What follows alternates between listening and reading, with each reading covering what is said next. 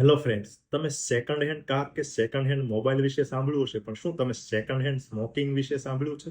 નહીં. તો આજે આપણે વિડીયોમાં જોઈશું કે સેકન્ડ હેન્ડ સ્મોકિંગ એટલે કે પેસિવ સ્મોકિંગ શું છે અને તેનાથી બાળકો ઉપર ખાસ કરીને કેવી ગંભીર અસર થતી હોય.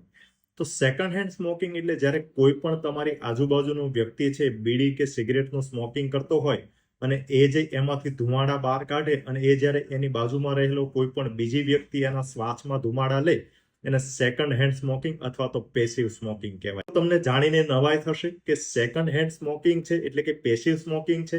એના ગંભીર નુકસાન પણ ઓલમોસ્ટ સ્મોકિંગ કરતા હોય એના જેટલા જ ગંભીર નુકસાન થતા હોય. અને ખાસ કરીને જ્યારે કોઈ પણ ક્લોઝ સ્પેસ જેવી કે કોઈ પણ નાની રૂમ હોય કે કાર હોય એમાં સ્મોકિંગ કરતા હોય ત્યારે જે આ પ્રકારના સ્મોકિંગની અંદર ટોક્સિક કેમિકલ્સ હોય એનું કોન્સન્ટ્રેશન 10 ગણું વધી જતું હોય. એટલે જ્યારે ક્લોઝ સ્પેસમાં તમે સેકન્ડરી સ્મોકિંગ કરતા હો, સેકન્ડ હેન્ડ સ્મોકિંગ કરતા હો, ત્યારે નુકસાન થવાની શક્યતાઓ ખૂબ જ વધી જતી હોય અને ખાસ કરીને બાળકોમાં આની શક્યતાઓ વધુ થતી હોય.